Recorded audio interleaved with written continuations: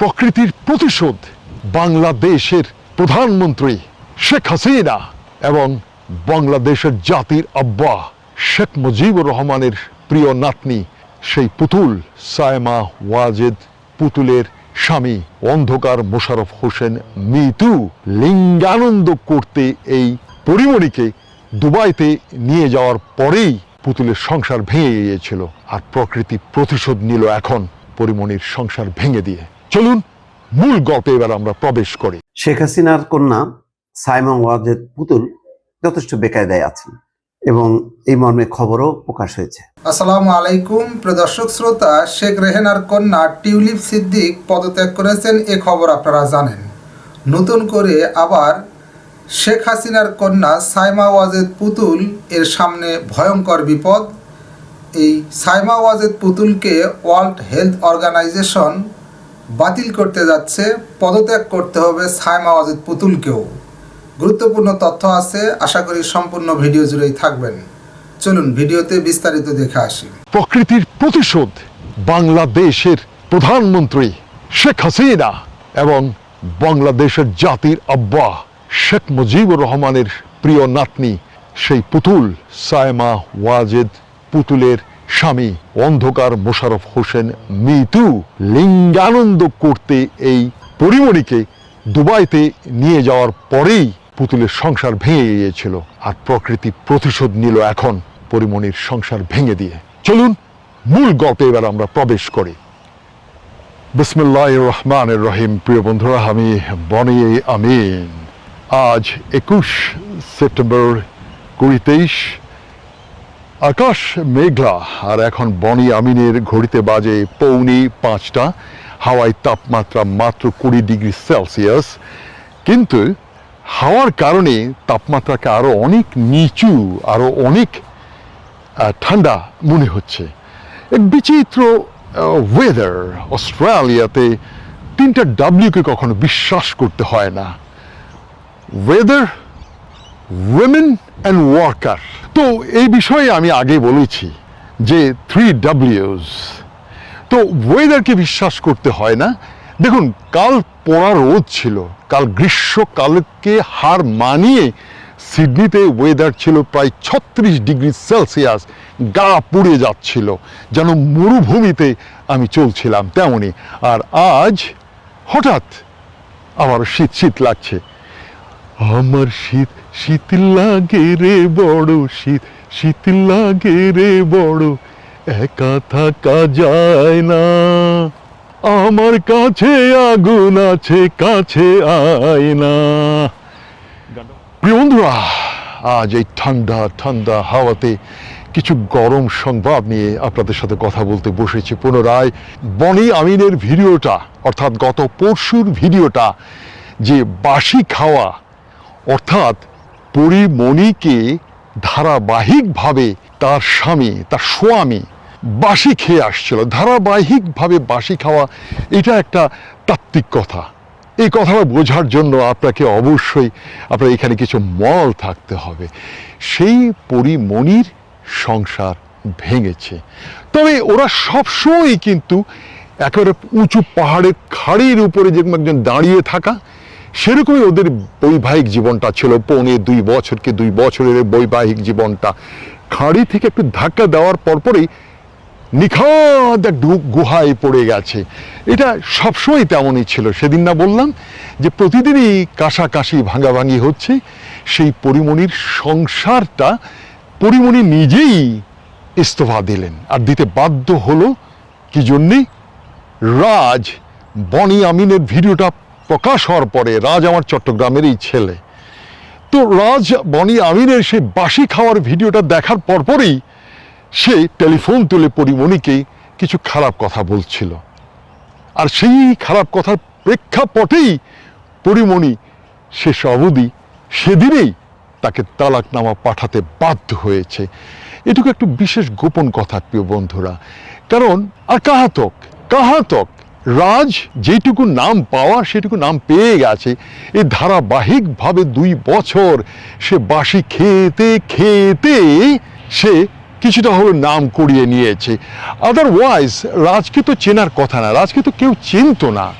প্রকৃতির বিচার এমনই হয়ে থাকে, প্রকৃতির বিচার, যেটাকে আরবি ভাষায় বলা হয় আল্লাহর কাজ আল্লাহ করেছে, আল্লাহ প্রতিশোধ নিয়েছে, আর বাংলায় বলা হয় প্রকৃতির প্রতিশোধ। এই পরিমণিই ছিল আপনাদের সেই জাতির আব্বা শেখ মুজিবুর রহমানের নাতনি সাইমা ওয়াজেদ পুতুলের সংসার ভাঙ্গার শেষ প্যারা।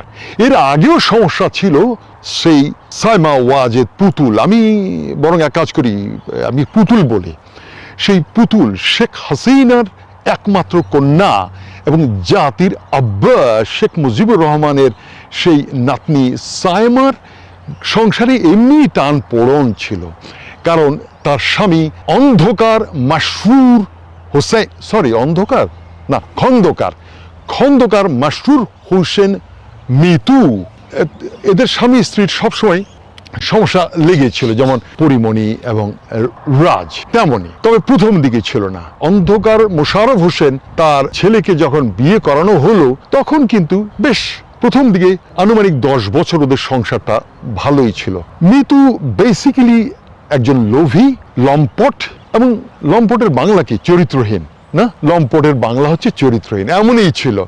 বাবা যেমন ছিল ছেলে তেমনই হয়ে থাকে। অন্ধকার মোশাররফ হোসেন কিন্তু তার স্ত্রীকে খুনের ব্যাপারে তার বিরুদ্ধে একটা রহস্যময় একটা অভিযোগ আছে যে অন্ধকার মোশাররফ হোসেন তার স্ত্রীর হত্যার জন্য দায়ী। সে যাই হোক প্রিয় বন্ধুরা, আমি ধান বাঁধতে এসে শিবের গীত করছি। এই মিতু এবং পুতুলের বিয়ে ভাঙার শেষ কারণটা ছিল এই পরিমণি। আপনাদের কি মনে আছে যে গত বছর 2 বা 3 এমনই হবে, exactly I can't remember, Pori Moni Dubai গিয়েছিল, মনে আছে? পরিমণিকে ভাড়া নেওয়া হয়েছিল 1 সপ্তাহের জন্য দেহদানের জন্য। এটাকে বলে মুক্ত হস্তে দেহদান না, মুক্ত হস্তে দেহদানটা অন্য জিনিস। দেহদান করে যায়, যেমন বাংলাদেশের প্রচুর আমলা যারা আছে, অবৈধ পয়সার মালিক, তাদের মেয়েরা যখন এই দেশে পড়তে আসে, পড়ার নামে কিন্তু ওরা কিন্তু বাবা বাংলাদেশে থেকে যেই কাজ করছে তার সহকর্মী এবং সাবঅর্ডিনেটদের সাথে তাদেরকে যেভাবে ব্যবহার করছে, তাদের মেয়েরা কিন্তু এখানে এসে কিন্তু মুক্ত হস্তে দেহদান করছে। বাবার পাপের প্রায়শ্চিত্ততা তারা এখানে এসে মুক্ত হস্তে দেহদান করে বাবার পাপের প্রতিশোধ নিচ্ছে। পরিমণি কিন্তু মুক্ত হস্তে দান করতে যায়নি। এই অন্ধকার মাসরুর হোসাইন তখন সাইমা ওয়াজেদ পুতুল সহ তারা দুবাইতে কিছুদিন ছিল। এরপরে হুন্ডি ব্যবসা, ডলার ব্যবসা, আদম ব্যবসা, আরো অন্যান্য ব্যবসার কারণে শেখ হাসিনার এই মেয়ে জামাতা পুতুলের জামাই কিন্তু দুবাইতে থেকে গেছে। পুতুল এবং মিতুকে যখন কানাডিয়ান ইমিগ্রেশন যখন বহিষ্কার করে, দীর্ঘদিন তারা চেষ্টা করেছিল ওখানে নানাভাবে থাকার। এইসব কথা বলতে গেলে অনেক কথা চলে আসে বন্ধুরা, সে প্রসঙ্গ নাই আসে, অনেকে হয়তো ইমিগ্রেশন আইন বুঝবেনই না। আমি বরং সংক্ষেপে বলি, কানাডিয়ান ইমিগ্রেশন যখন পুতুল এবং পুতুলের স্বামী মিতু যে অন্ধকার মাসরুর হোসাইনকে character ground public interest criteria meet করতে পারেনি, সেই ক্যারেক্টার গ্রাউন্ডে তাদেরকে ওখান থেকে নিকাল করে দিয়েছে। বের করে দেওয়ার পরে তখন মিতু এবং সাইমা ওয়াজেদ পুতুল তারা এই মধ্যপ্রাচ্যে এসে তারা কিছুদিনের জন্য আশ্রয় নিয়েছিল। এটাকে বলা হয় ব্যবসায়িক আশ্রয়। এটার ব্যাখ্যা আমি আর দেবো না, আপনারা বুঝতে চেষ্টা করবেন। বিজনেসের কারণে ওই যে বাংলাদেশের নড়াইল না যশোরের কোনো এক যে এমপি এখন ওখানে ব্যবসায়ী আশ্রয় নিতে গিয়ে এখন জেলে ঢুকে আছে, মিতুও কিন্তু এখন জেলে। অর্থাৎ শেখ হাসিনার একমাত্র কন্যার একমাত্র জামাতা বলবো না, কারণ পুতুলের বিয়ে হয়ে গেছে গোপনে, বাংলাদেশের উত্তরবঙ্গের একজন পার্লামেন্ট মেম্বারের সাথে দ্বিতীয় বিয়ে হয়ে গেছে। সেটা একদম চুপচাপ, সেজন্য আমি বলবো না পুতুলের একমাত্র স্বামী, এটা বলবো না। পুতুলের প্রাক্তন স্বামী এই অন্ধকার মাসরুর হোসাইন মিতু এখন দুবাইয়ের জেলেই আছে। পরিমণিকে এই মিতু তখন সাইমা ওয়াজেদ পুতুল কিন্তু ঢাকাতে বাংলাদেশে, কিন্তু মিতু তখন মজা মারছে। কারণ কি, আসলে একটা জিনিস, মানুষের শরীর নিয়ে কথা বলতে হয় না, এটা বলতেও লজ্জা লাগে, আর আমার এই বয়স এটা ঠিক না। মিতু পুরুষ হিসাবে তার একটা চাহিদাটা অন্যরকম, একটা পারভার্টেড, ওর বাবা যেমন পারভার্ট ছিল সেরকমই পারভার্টেড। তার ধারণা হচ্ছে যে পুতুল অনেক মোটা হয়ে গেছে। মিতু কিন্তু মাঝে মাঝে মেইন ডিশটার পাশে সাইড ডিশ খেত, বাংলাদেশে এসেও সে সাইড ডিশ বিভিন্ন জায়গায় ট্রাই করত। হাতে নাতে ধরা পড়েছিল গত 4 বছর আগে এই ফরিদপুরের কোন একটা রেস্ট হাউসে এই অন্ধকার মাসুর হোসাইন মেয়ে নিয়ে কোন একটা নায়িকাকে নিয়ে ফুর্তি করতে। তখন প্রথম এই পুতুলের নজরে এই বিষয়টা এসেছিল। সে যা হোক, শেখ হাসিনা তার মেয়ের কান্না, মেয়ের অভিযোগ শুনলেন, আরো ওয়াচ করলেন, তার পেছনে গোয়েন্দা লাগিয়ে দিলেন। কিন্তু প্রবাসে ইট ইজ ভেরি ডিফিকাল্ট একটা লোককে বিদেশে ওয়াচ করা। কিন্তু পরিমণিকে যখন এই মিতু যখন হায়ার করে নিয়ে যায় 6 রাতের জন্য 6 লক্ষ টাকা দিয়ে যখন নিয়ে যায়, তখন বাংলাদেশের রাষ্ট্রীয় লেভেলে এই কথা আলোচনা হয়েছে এবং এটা সরকার জানতে পেরেছে, শেখ হাসিনা জানতে পেরেছে। আর সেটার প্রতিশোধ শেখ হাসিনা, আপনাদের মনে আছে, অন্ধকার সেই মোশাররফ হোসেনকে নানাভাবে এবং তার ভাই বাবর এবং তাদের আরো ফরিদপুর, বৃহত্তর ফরিদপুরের বিভিন্ন ছাত্রলীগ নেতাদেরকে, তাদের লোক ছিল তাদের রিংয়ের, সবাইকে কষ্ট দিয়েছিল, মনে আছে, সবাইকে নির্যাতন করেছিল। কেউ 100 কোটি টাকার, একটা ছাত্রলীগ নেতা 100 কোটি টাকার মালিক কিভাবে হলো, তাকে জেলে ঢুকাও। তারপর আচ্ছা, একটা সিরিয়াস কথাবার্তা বলছে, সিরিয়াস কথাবার্তা বলতে চোখে চশমাটা খুলে, চোখে চোখ রেখে কথা বলতে, আমি চশমাটা খুলেই ফেলে। কি ফকফকা লাগছে, কি দারুণ লাগছে প্রিয় বন্ধুরা। সেই অন্ধকার মোশাররফ হোসেনকে কিভাবে নাজেহাল করা হয়েছিল, তাকে গৃহবন্দী করা হয়েছিল, তার বিরুদ্ধেই আওয়ামী লীগের নেতাদেরকে দাঁড় করিয়ে তার বিরুদ্ধে বিভিন্ন অভিযোগ আনা হয়েছিল, তার ভাই বাবরকে বন্দী করা হয়েছিল, পুতুলের যেই স্বামী মিতুকেও বাংলাদেশে আসা বন্ধ করে দেওয়া হলো এবং দুবাই সরকারকে, এটা একটা মাফিয়া, ইটস এ মাফিয়া।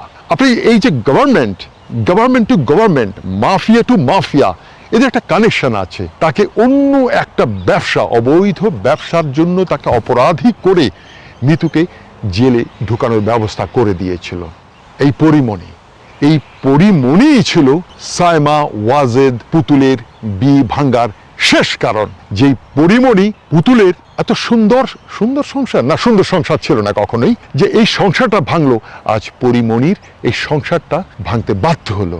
এটাকে বলা হয় প্রকৃতির প্রতিশোধ।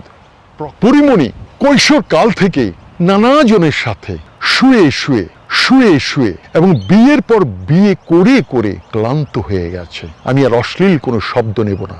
বাংলাদেশের যারা এই ফিল্ম ইন্ডাস্ট্রি অথবা এই শোবিজের যে সকল মেয়েরা আছে, এদের 99% এরা ব্যবহৃত ইচ্ছা অনিচ্ছায়। যেমন আপনি ধরুন শাবনূরও ইচ্ছা অনিচ্ছায় ব্যবহৃত হতে হতে শেষ পর্যন্ত হিজাব নিল, একজনকে ধরে কাগজ নিল, আবার আরেকজন বাংলাদেশি ছেলে, তার অনেক ছোট, শাবনূরকে বিয়ে করে সেই স্টুডেন্ট ছেলেটি বাংলাদেশি, সেও তার কাগজ এলো। প্রতিশোধ কিভাবে হয়? অবশ্য পরিমণি শাবনূরের কাছে কিছুই না। পরিমণি তো একজন মডেল ছিল।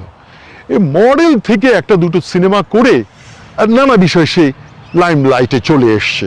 এরপর আপনি লক্ষ্য করেছেন পরিমণিকেও শেখ হাসিনা ঠিক দুবাই থেকে ফেরার পর সেই যে নেভাল না ম্যারিন যে ক্লাব, সেই ক্লাবের যে সেক্রেটারি অথবা প্রেসিডেন্ট নাসিরের সাথে ঝামেলাটা লাগিয়ে তাকে জেলে ঢুকিয়ে দিল, তার বাড়িতে রেড হলো, তার বাড়িতে বোতল কালেকশন হলো। পরিমণি কি নতুন বোতল খাচ্ছে নাকি?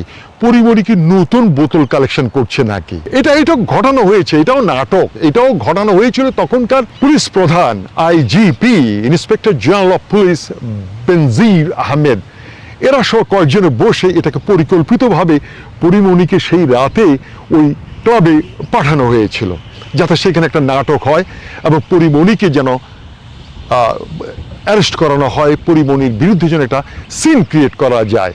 শেখ হাসিনা তার অ্যাডমিনিস্ট্রেশনকে ইনস্ট্রাকশন দেওয়া হলো যে তার মেয়ের এই বিয়ে ভাঙ্গার জন্য এই পরিমণি যখন এত বড় কাণ্ড করলো, তখন তাকেও একটা হয়রানি করা হোক। মনে আছে, তাকে জেলে ঢুকানো হলো। তারপর পরিমণিকে ছাড়া হলো কি জন্যে? পরিমণি বলল, আমি একে একে সবার নাম বলে দেব। কাশিমপুরের জেল থেকে যখন পরিমণিকে ছাড়া হয়, পরিমণি বলল কি, যে আমি দরকার হয় ফাঁসি দেব, আত্মহত্যা করব, কিন্তু আমি সবার নাম বলে যাব কারা কারা আমাকে তাদের বিছানায় নিয়েছিল। আর শেখ হাসিনার মেয়ে স্বামী বিছানা থেকে আমি আসার পরে আমার এই ঝামেলাটা হয়ে গেল।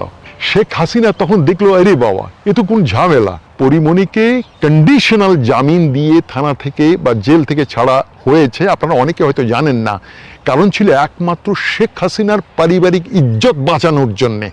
আপনারা লক্ষ্য রাখবেন যে অন্ধকার মোশাররফ হোসেন এবং তার ভাই যে বাবর আর অন্যান্য যারা আছে ওদেরকে আর বেশি ঘাটানো হয় নাই। অন্ধকার, আমি বারবার অন্ধকার কেন আসে কথাটা, খন্দকার, বারবার বলছি অন্ধকার অন্ধকার অন্ধকার, সরি ক্ষমা চেয়ে নিচ্ছি, অন্ধকার না, খন্দকার মোশাররফ হোসেন, তার ছেলে অন্ধকার মাসরুর হোসেন মিতু, তার বিষয়ে যখন পরিমণি যখন থ্রেট করলো জেলের ভেতর থেকে, তখনই আওয়ামী লীগের সে অ্যাডভাইজাররা ভাবলো এই গান্ধী পোকার কাছে, গান্ধী পোকা ধরলে তো এমনিই গন্ধ লাগে, শেষ পর্যন্ত শেখ হাসিনার ইজ্জতও চলে যাবে, যা ওকে ছেড়ে দেই, ছেড়ে দেওয়া হলো।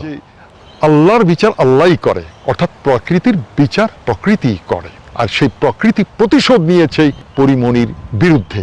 কারণ জাতির আব্বা শেখ মুজিবুর রহমান তার অত্যন্ত প্রিয় নাতনি সাইমা ওয়াজেদ পুতুলের ঘর ভাঙ্গার বিষয়ে দায়ী ছিল এই পরিমণি। এই পরিমণির কারণেই সাইমা ওয়াজেদ বাধ্য হয়েছিল অন্ধকার মাসরুর হোসেন মিতুকে ডিভোর্স দিতে, যেটা পুরো জাতি কেউ জানে না।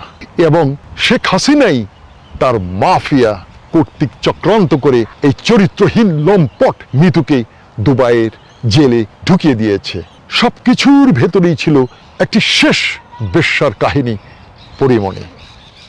আমাকে না ভেরোনিকা বলছে তুমি নেক্সট টাইম যখন বাংলাদেশে যাবে, বাংলাদেশে তুমি এবার হোটেল ভাড়া করো না, তুমি সেই কন্টিনেন্টাল বা সোনারগাঁ ওখানে থেকো না। আমি বললাম কেন? বলো বাবা দেখো কোন কোন ঝামেলায় পড়ে যাও, তুমি এক কাজ করো, কোন একটা দামি কোন একটা হাসপাতালের ভিআইপি কেবিন ভাড়া করো, ওখানেই তুমি থাকো। কারণ হোটেলে থাকলে তোমাকে পার নাইট কত 20,000 টাকা তোমাকে দিতে হয়, তাহলে সেই 20,000 টাকা বাংলাদেশের কোন একটা নামকরা হসপিটালের ভিআইপি কেবিনের জন্য পার নাইট দিয়ে তুমি থাকো, তোমার পিছনে কোনো ফেউ লাগবে না, আমিও স্ত্রী হিসাবে একটা নিরাপদ থাকবো, কোনো কেলেঙ্কারির ক্ষেত্রে যেন আবার এই বয়স আবার জড়াতে না হয় আমাকে। তুমি ওখানেই থাকো, তোমার যদি বাংলাদেশে এরকম কোনো নায়িকা, কোনো টেলিভিশন চ্যানেলের সাংবাদিক অথবা সংবাদ পাঠিকা অথবা কোনো মডেল যদি তোমাকে দেখা করতে আসে, তারাও নিরাপদ থাকবে, আর স্বামী হিসাবে তুমিও নিরাপদে থাকবে, আমার কোনো অসুবিধা নেই। আর তারা যদি আসতে দেরি হয়, বাংলাদেশে তো প্রায় যানজট লেগে থাকে, তুমি তো হাসপাতালে বডি চেক আপের জন্য গেলে, তাদের যদি যানজট হয়ে তারা আসতে দেরি হয়, তাহলে সুন্দরী কোনো নার্স আগে এসে তোমাকে অগ্রিম কোনো একটা সার্ভিস দিয়ে গেল, বাড়তি একটু পয়সা গেল, তাহলে কি হলো?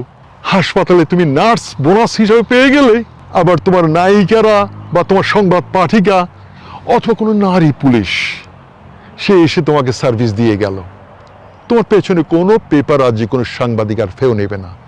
কারণ বাংলাদেশে ডেটিংয়ের জন্যে সবচেয়ে নিরাপদ স্থান হচ্ছে যে কোনো হাসপাতালের ভিআইপি কেবিন।